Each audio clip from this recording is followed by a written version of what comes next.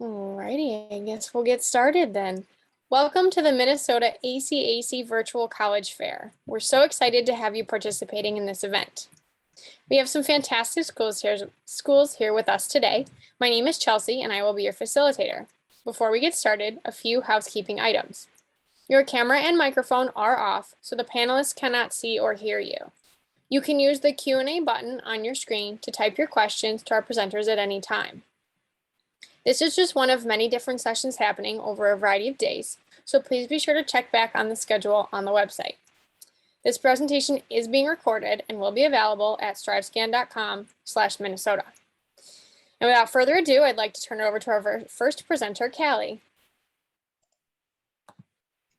Hi, everybody. I will go ahead and share my screen and get started for today. So like Chelsea said, my name is Callie, and I am a senior admission counselor at St. Catherine University, or St. Kate's.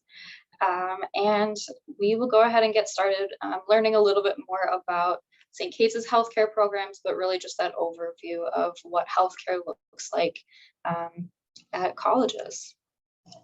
So I wanted to start with just a brief overview of St. Kate's for those who aren't as familiar. For those who are familiar, you probably know us as that girls' school in St. Paul, and you're definitely not wrong, but St. Kate's elevates that a little bit more to be a college for women. And in fact, we are one of the largest private women's colleges in the nation, even though that sits us right around 1,700 students. We offer 3 different colleges, from that traditional undergraduate experience all the way to the graduate level, bringing our grand total up to just under 5,000. And you'll see some other stats here at the bottom of what Katie's are and who our students really look like.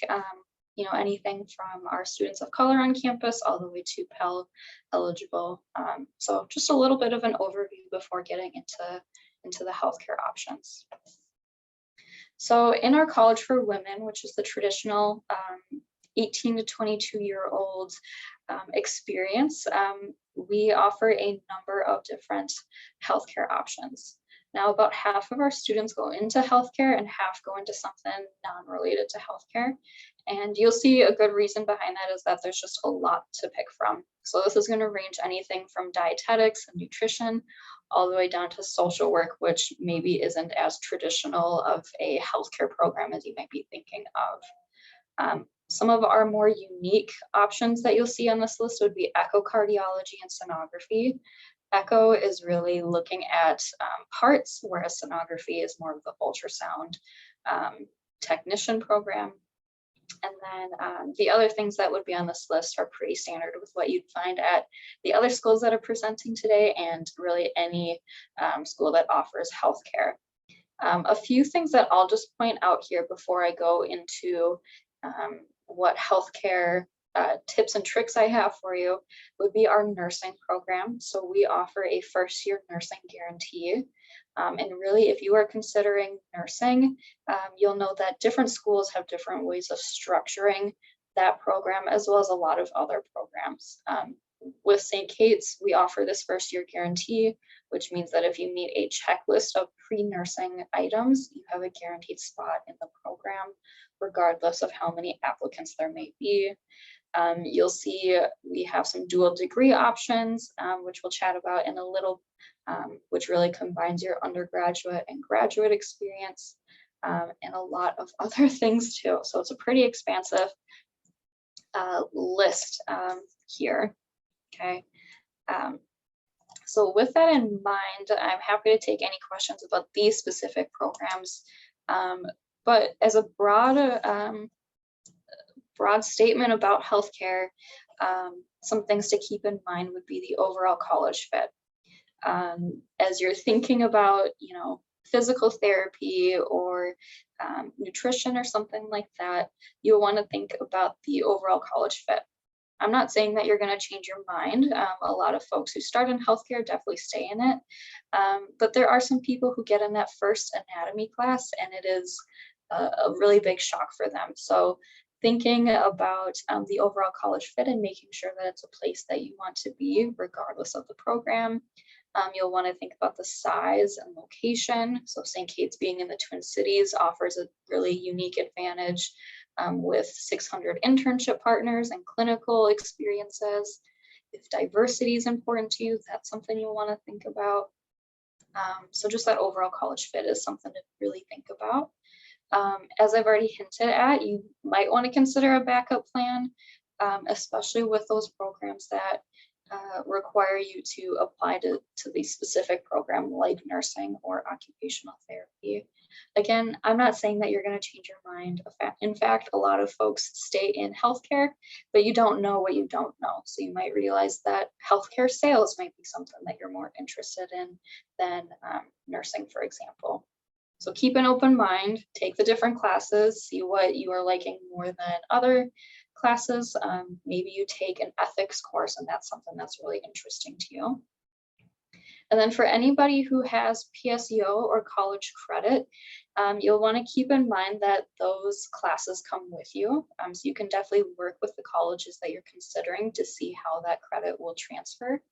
But with PSEO especially, that does mean that you are starting a college transcript and a college GPA.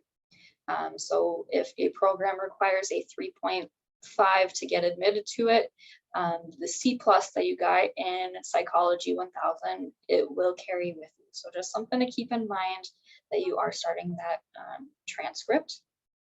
You have the option of working with an admission counselor like myself and the others in the room.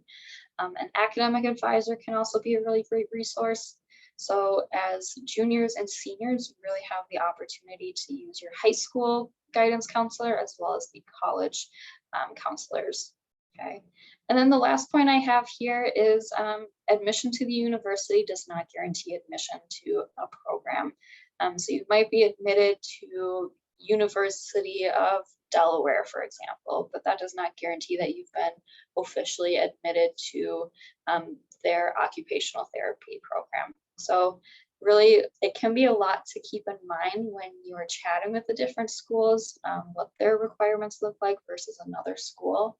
But that's where you reach out to an admission counselor with any questions.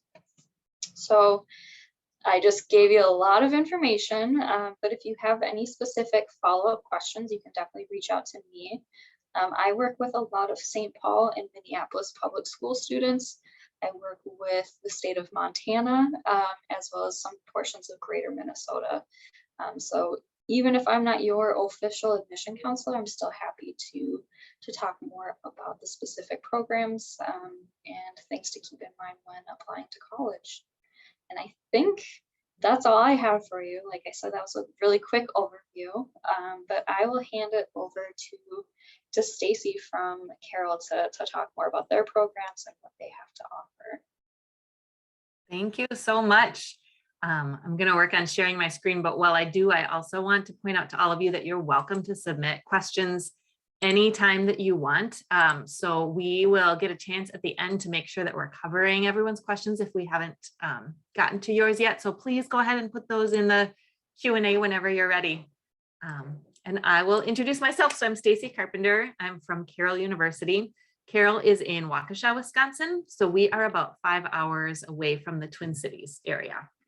And I am the Minnesota admissions counselor for Carroll. So I work with any students who are applying from Minnesota. Carroll is kind of that traditional residential college. So most of our students are living on campus. So it's a place where you might go away to college, live on campus in the dorms, do student activities. Those kinds of things are all part of student life at Carroll University. And while we do have lots of different areas to study, we've got 95 different programs of study. We really kind of lean hard into the healthcare. So 60% of all of our undergraduate students at Carroll are studying healthcare in some way. So there's a lot of options and a lot of support for those healthcare students. So I wanted to talk to you about, I see I'm not moving forward in my slideshow. I wanted to talk to you about 4 things as you're kind of thinking about planning. And we'll just do it like that. Generally, what classes should you be taking in high school to prepare for healthcare? And then we're going to talk a little about what's called multiple points of entry. And that means that within healthcare, there's often lots of different entry points. So you might be able to enter healthcare with a certificate from one class, 2-year degree, 4-year degree, graduate degree. There's all kinds of ways that you can enter healthcare. So I wanted to tell you a little about that. And then we'll talk some about both pre-professional programs and direct admission options so that you know a little about what those things mean. So starting with your high school classes, definitely if you are looking at healthcare, I'm going to really encourage you to maximize your high school science and math classes. Know that not every high school has every class, and we understand that from the college perspective. We know that every high school is different, but at the minimum, we really are going to be hoping that you are taking biology, chemistry, and at least 3 years of math before you're looking at some kind of a healthcare major at college. And then hopefully many of you out there are looking to go beyond the minimum and take more. So many of our most competitive students are taking 3 or 4 years of science in high school, 4 years of math in high school, potentially taking some electives within science if your college or your high school, has like an anatomy and physiology class or a healthcare careers class, those kinds of things, physics. Those all look great on your college application if you're looking into healthcare. And the last piece I'll add there is that there are actually opportunities for high school students to start working in healthcare, especially as like a CNA, which is a certified nursing assistant. And that is a job that almost every town has, because it's a job that you can often do like at a retirement community, which there's one in almost every town. It's a great chance to go in to get your certified nursing assistant and do some work and find out whether it's a career you're really interested in and would like to go farther in. So that's just something to think about. Along those lines, we'll talk about those multiple points of entry. So I'm going to use nursing to talk about that. Nursing is our biggest major at Carroll University. A couple of reasons for that. One is we have a really strong program. So we're ranked highly in nursing, and a big part of that is because 100% of our graduates in last year, and it's 99% over the course of all years, passed the NCLEX exam, which is a nursing licensure exam that people take at the end of their 4 years of college. And that's rare. So that's something that is really amazing and makes students interested in that nursing program. But nursing has a lot of ways that you can start a nursing career. So you could take one class, a CNA certification, certified nursing assistant, get your certification and immediately start working in healthcare as that CNA. You could also go to a 2-year college. You could get an LPN, which is a licensed professional nurse. You could get a 2-year RN, which is a 2-year registered nurse. You can go to a college like ours, a 4-year university, where you're getting your 4-year RN. And then students even move beyond that and get graduate degrees to become nurse practitioners and those kinds of things. So there's lots of ways to enter the nursing field. And that's the case in a lot of medical type jobs, that there may be 2-year degree and 4-year degree different points of entry for you. I would like to talk next a little bit about, these are our healthcare programs at Carroll University. But I wanted to first talk specifically about the pre-professional programs. So some of you have probably heard people say that they're pre-med, for example, and pre-med actually isn't a major in college, which you might know, but those pre-med students are choosing a major. So they might actually be majoring in biology or psychology or music or anything, but they're taking a certain set of classes, things like anatomy, chemistry, biology, those sorts of things, so that they're prepared to apply for graduate school, because you have to go to graduate school to get your doctorate to become a doctor. And that's the case with any of those pre-professional programs that you see there, is that you have to go on to graduate school in order to get licensed to do those jobs. So when you're in college, you're at the pre-level, you're preparing for graduate school in those. We have a lot of students, 60% of our students looking towards healthcare. So we have a lot of advising services available to those pre-professional students. We have something you see called the Health Science Bound Initiative, where we've got academic advisors that are specifically working towards helping you maybe get some research lined up while you're in college, maybe explore graduate school options, maybe explore the right field within medicine so that you're ready when that graduate school comes. And then I also wanted to talk about the direct admission programs. So the pre-professional programs means that from high school, you're applying to college, you go to college for 4 years. And then just like senior year of high school, you are applying for college. Your senior year of college, you'd be applying for graduate school to go on to get your master's degree or your doctorate. We do have those 7 programs that are listed there are what's called direct admission. And so some of those are at the 4-year level. So you heard Callie talk about the nursing and that some colleges have what's called pre-nursing.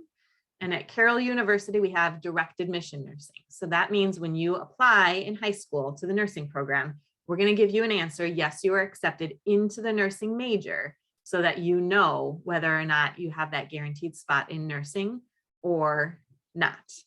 But it also applies to some of our graduate programs. So you see there like the Doctor of Physical Therapy, the Master of Science in Athletic Training, Occupational Therapy.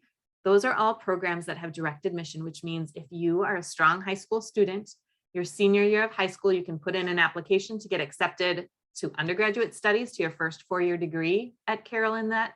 But then we also will guarantee you admission all the way through your Doctorate of Physical Therapy if you're accepted with that. So you would stay at Carroll and be able to do your studies all the way through to make sure that you're able to reach that level where you're getting your doctorate or you're getting your master's. The ones with numbers beside them are accelerated programs. So those are ones where you'd be moving a little faster. So like that Doctor of Physical Therapy, for example, you do your undergraduate degree in 3 years instead of 4, and then you'd immediately start your doctorate degree in the next 3 years. I just wanted to put this slide up here so that you have my contact information. So if you're on your phone right now, you can take a screenshot if you'd like to get in touch with me. You're welcome to text or call or email. Or if you are on a computer, you're welcome to use your phone to use your camera to take that QR code, and that will lead to just a little Google form where you can send me your contact information if you're interested. Again, please put questions in the question box and we'll answer afterwards. And I'm going to pass things over to Jordan.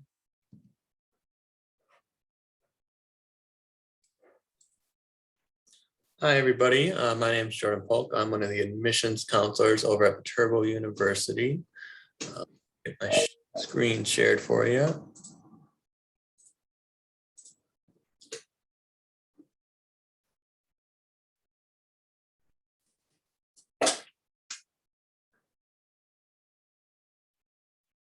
All right, so a little bit about Viterbo. We are located in La Crosse, Wisconsin. That's right on the Mississippi River, right on the Wisconsin-Minnesota border. So we're pinched right between the Mississippi River and the bluffs, so a very beautiful area, lots to do. La Crosse itself is a top-rated college town. Viterbo,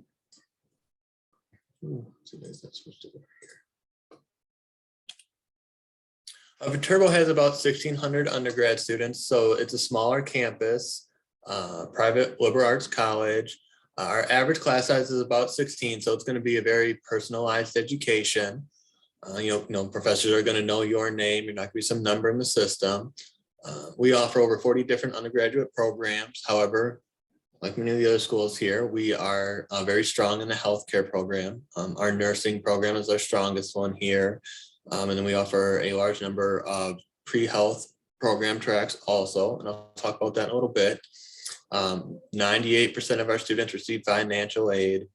And again, student faculty ratio is about 11-to-1. So it's a nice campus where you kind of get the best of both worlds, where on campus, it's small, personalized, individualized community. You're going to know people, they're going to know you. But then when you step off campus, you kind of get the vibrant, little bit bigger college town feel that is La Crosse, Wisconsin. Diving in a little bit more into the programs we have to offer. Again, our School of Nursing is one of our biggest ones here. Some highlights with the nursing program. We do have a 100% job placement rate within 6 months of graduation. Honestly, most people have jobs lined up before they graduate. They're just trying to hurry up and get done. You're going to start clinical placements right away your sophomore year.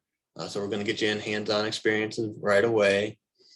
The NCLEX pass rate is higher than the national average. So you'll have a specific class dedicated to helping you prepare for that test that senior year. So you're ready to go. State-of-the-art clinical simulation learning labs on campus. Our newest campus building on campus is our nursing building. So a couple other things about our School of Nursing is we do have direct admittance. So that's kind of that same thought of you do a good job in high school, that GPA you've been working on all those years. If you're accepted into the School of Nursing with a 3.65 GPA, you will have that direct admittance. If you don't have a 3.65, don't let that scare you. We actually, we have our holistic path also. So that just means you come in, you're accepted to Viterbo as in general. And then that first year, you'll take a certain number of classes that you have to take, maintain a certain level GPA, and then you'll apply to get to the program at the end of your first year in May. And to date, everybody that has gotten the GPA they need to, which I believe is a 2.75 that first year, maintain a BC average in the classroom, and then applies into the program, has gotten in. So that's a big thing for us, is that we've never had to waitlist anybody. As long as you, again, get the GPA you need to, pass the classes you're supposed to, we've never had to waitlist anybody. So that's kind of something that can set us apart from some of those bigger nursing programs, is sometimes you do everything you're supposed to and still get thrown on a wait list. That's not a concern you're going to have here. We work very closely with the Mayo system, which you may be familiar with in Minnesota. So you do a lot of work right across the street in the Mayo Hospital and clinics. And then additionally, you're doing your senior year, you'll spend some time over at the larger Mayo system in Rochester.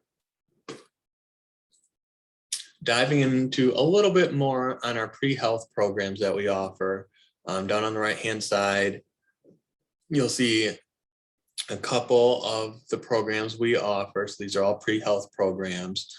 So again, this is something where pre-med, pre-health isn't a major. You will come in and select a major. Usually it's something around biology, biochem, neuroscience. But when it comes time to look at programs, they're concerned more specifically on certain classes you've taken, research opportunities that you've done, and how you are as a whole. So sometimes, we like to remind students that just when you start applying for programs, having a 4.0 and that's it isn't always the most important thing. That when you get to school, you want to make sure that you have a very well-rounded resume. You're in clubs, maybe you're in a sport. That sometimes being involved in many things with a 3.8 GPA graduating with looks better than just a 4.0 and not being involved in anything when it comes time to look at programs. Because in those interviews, they really do look at you as a whole person. So some highlights to our pre-health program. We have a 95% placement rate to healthcare professional programs. We have articulation agreements with a number of different schools, which basically just means once you graduate from here, you are automatically accepted into those schools and programs. If that's something you're interested in, please reach out to me and we can share what schools we have articulation agreements with. But the research opportunities is something that's going to be really big. So we have guaranteed paid research opportunities. Our faculty are either going to help set you up with one, or you will be placed directly with one of our faculty here on some of their research opportunities. And lastly, with the pre-health is, we offer a number of different scholarships. Our pre-health scholarship is our biggest one. First place is a full tuition scholarship. Second and third place then are $6,000 and $3,000, and then just by being selected as a top 30 finalists, you will receive scholarship money also. So a couple highlights there for the pre-health program. Here are some ways to stay in touch. Our phone number here, our contact information. So feel free to take that down. You can apply online whenever you like.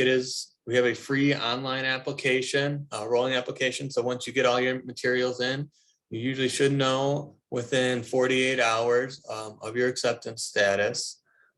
So feel free to go online, schedule a visit, come visit us. You can come and sit in on a class. I always like to tell people that, it's great to meet with myself and other admissions counselors, but don't be afraid to request to ask to meet with the student or have lunch with the student.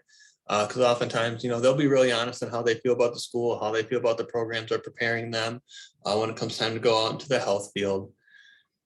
So again, contact information is up here. Come and give us a visit. Online application is free, but I think we're going to open it up to everybody first. Any questions now?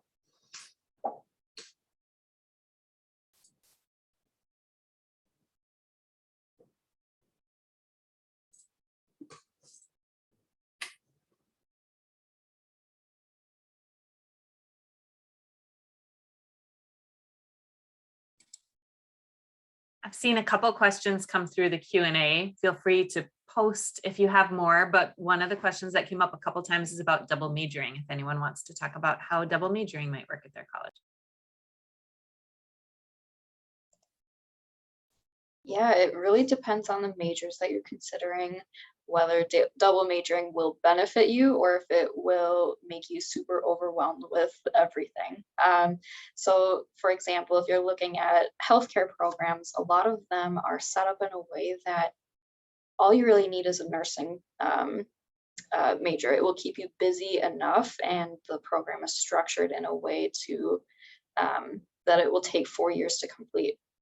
Whereas if you're looking at a degree like biology, there might be a little bit more flexibility with what you can do with that program. So whether that's double majoring with biology and Spanish, or maybe biology and adding a minor, so a lower level of classes.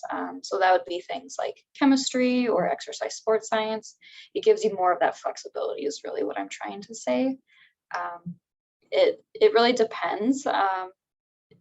But a lot of the times the healthcare programs are set up in a way that it's all you need to do is just have that single major. Feel free to pop in if there was something that I missed too. But I would just add too, if you already know that you're interested in a double major, a lot of high schools offer college level classes. So that might be like a college in the schools, a dual enrollment where your high school teacher is teaching you a college level class, or might be taking an AP or an IB course. But if you know that you want to go above and beyond and double major in college, it's great to start while you're in high school and get some of those college credits, so that those will transfer to your future college and allow you more space in your schedule to take the classes for 2 different majors.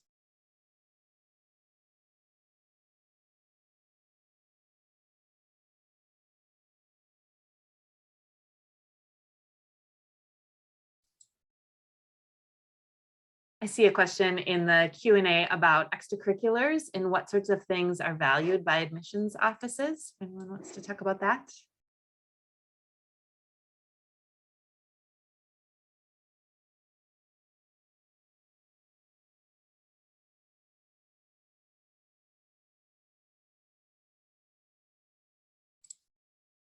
And I can share that we are really looking for students to kind of find their passion area while they're in high school is important. And so you do not necessarily need to be a student who's involved with every activity. That's not something that is important to us. We are really looking for students who explore, that's fine. So you can explore lots of different activities, but if you find something that you love and you want to dig into that, that's great too. So that can be things that happen at school, but also remember that things that are happening in the community, your work experience, those all are things that you could include on your college application as well. So if you are volunteering outside of the high school, if you are working a lot of hours, all of those kinds of things just help us see that you are well-rounded, that you are doing a variety of different things, and potentially help us see some of your leadership as well.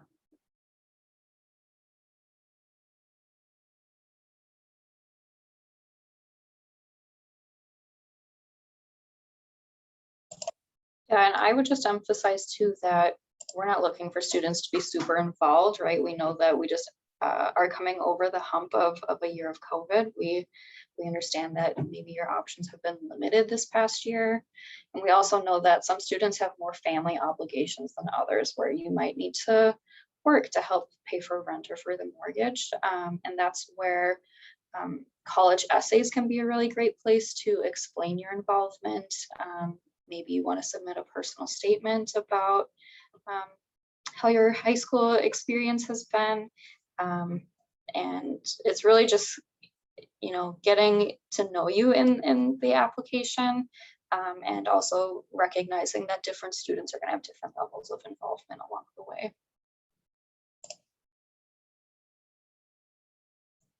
Okay, with that, there's a question in here about being involved while you're in college and how that maybe works when you are involved in a structured program.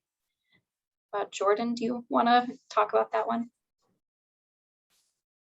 Yeah, is that with the dance extracurricular? Yeah. So if it's a school club or a team wise, especially normally with smaller schools like us, it really won't have much of an impact on your major. Outside of, I don't know about the other schools, it is offered as a minor here, but you can just take it as a class to fill up some credits with an elective class if you like. But as far as, the competitive dance team or the club dance team, it won't really have a direct effect on your major. It's just an additional thing that you'll be able to do, and you can add, on that resume as something maybe that you're passionate about.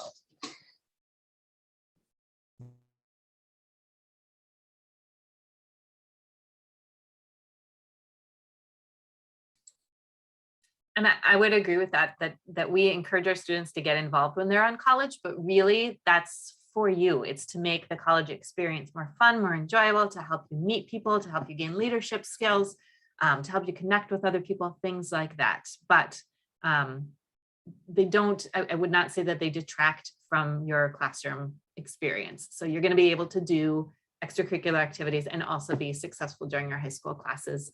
Just kind of similarly to in high school, our classes come first. In college, we know that that's the priority, and that's a priority for everyone.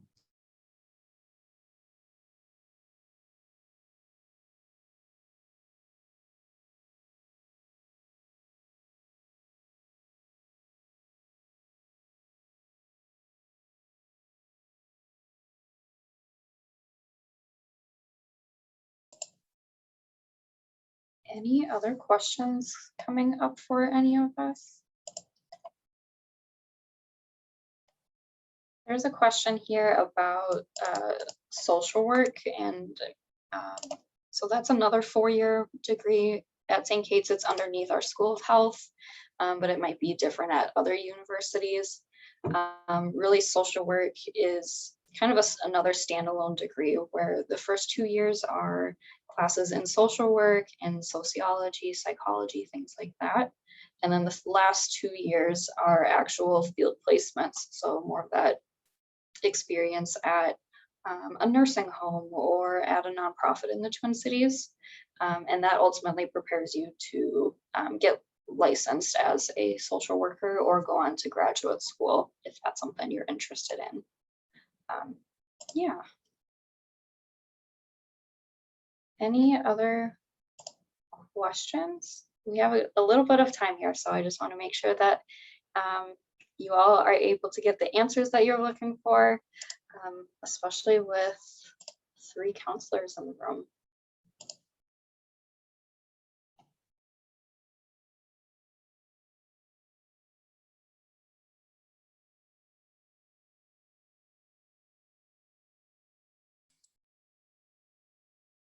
I do see a question about GPA for each of our schools. If you all want to talk about that. Yeah, so we don't necessarily have a required, we do have a recommended and an average. We recommend that we like to see above a 2.5. Sometimes we need some additional stuff in your personal statement and things like that. Our school average GPA coming out of high school is a 3.6. But always in your personal statements, take that time to brag about yourself and your passions and more about who you are as a person. Kate's has about a 67% acceptance rate, which sounds overwhelming and a little intimidating, but really what that equates out to is, like Jordan, we don't have any minimum GPA requirement, but on average, students who are successful at St. Kate's are right around that 3.5, 3.75 range. And then the ACT, we are test optional, but for students who do submit that, we're seeing around a 22, 23 on average, keeping in mind that that's just for folks who decide that they want to send us their score. So it's really a combination of the numbers and your grades, but also getting to know you in those personal statements, letters of recommendations. I'll answer. My answer is very similar to everybody else. So we don't have a minimum. Our average accepted student is around a 3.5 GPA and a 24 ACT. We are test optional as well. So for those of you in the audience that are looking at test optional schools, just one thing to think about is you can find that kind of information about most colleges, their average GPA and their average ACT score So like at Carroll University, for example, since our average is a 3.5 and a 24, and we are test optional, if you had a GPA higher than a 3.5, but a test score lower than a 24, then I would recommend you don't send that test score, right? Your grades are going to reflect higher upon you. If the opposite is true, like if you have a 24 ACT and your GPA is a little lower than a 3.5, or you have even a higher ACT, then that would make sense to send that score. So we will be looking at it if you choose to have us review it, but that's up to you.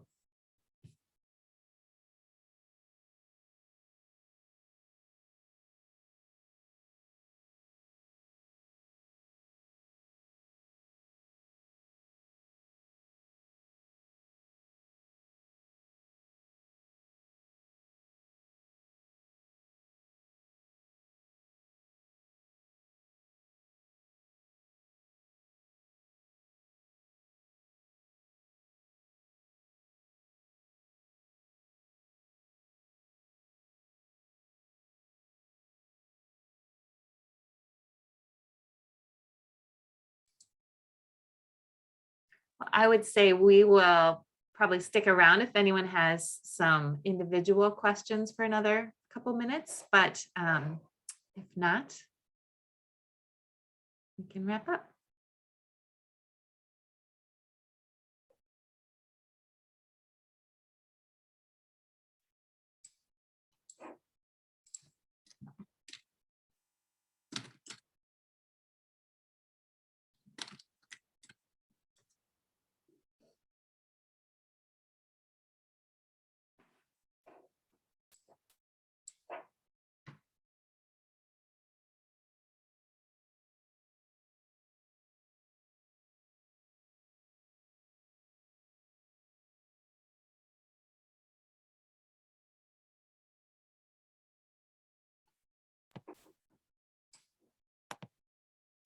All right, I'm going to pop in now. Thank you all so much for your time and for the information. That was absolutely wonderful to hear.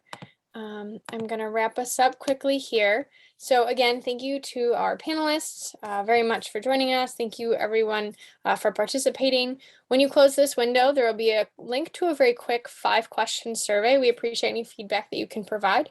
We encourage you to check back to the schedule and sign up for more sessions. This is going to be going for the next couple days, so feel free to jump on anything that seems interesting. You'll be able to find this session's recording as well as the other sessions recordings at strivescan.com/Minnesota. So thanks again, everyone, and have a wonderful evening.